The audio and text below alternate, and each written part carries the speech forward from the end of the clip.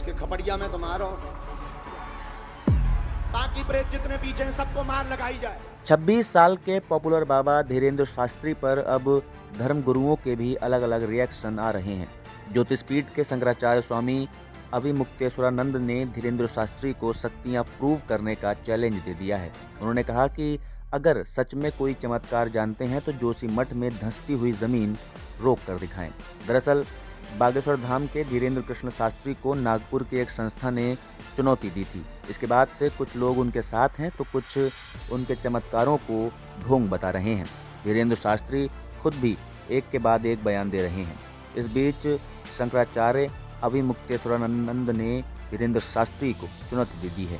उन्होंने कहा, हम उनके लिए फूल बिछाएंगे कि आओ, ये जो हमारे मकान में दरार आ गई है, हमारे मठ में आ गई है, उसे जोड़ दो।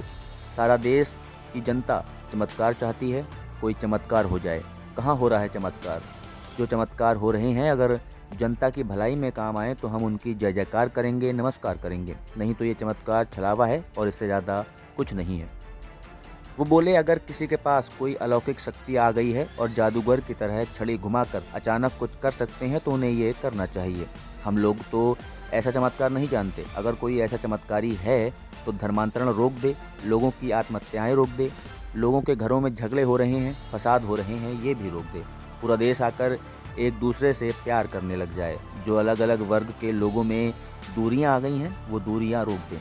ऐसा कुछ जनता और राष्ट्र के लिए चमत्कार करके दिखाएं, तब हम भी उसको चमत्कारी पुरुष कह सकते हैं। उन्होंने कहा कि वेदों की शक्ति और साधना के बल पर चमत्कार दिखाने वाले को वो मानते हैं, लेकिन कोई वाहवाही बटोरने के लिए चमत्कार करने का दावा करे तो उसे वो मान्यता नहीं देते। उधर धीरेन्द्र शास्त्री आरोप लगा रहे हैं कि वो धर्मांतरण के खिलाफ आवाज़ उठाते हैं, इसलिए ईसाई मिशनरियाँ उनके पीछे पड़ी हुई हैं।